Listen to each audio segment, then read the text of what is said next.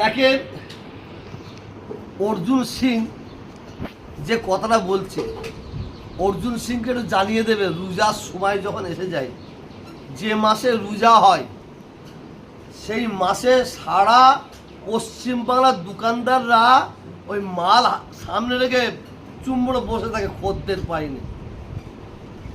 পায়নি।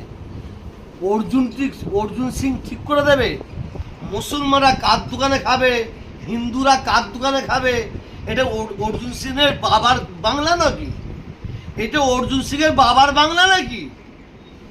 হ্যাঁ, মুসলমান হিন্দুদের দোকানে খাবে না, হিন্দুরা মুসলমান দোকানে খাবে না, এ তো সাম্প্রদায়িক কথা। তারা এখানে প্রমাণ হচ্ছে অর্জুন সিং একটা বড় একটা সাম্প্রদায়িক মনোভাবপূর্ণ ব্যক্তি। যদি অর্জুন সিং যে কথাটা বলেছে সেই কথাটা যদি আমি তোহা সিদ্দিকে বলতাম তাহলে আমাকে পুলিশ গ্রেফতার করতো। ওনাকে তো গ্রেফতার করার দরকার আছে বলে আমি মনে করি।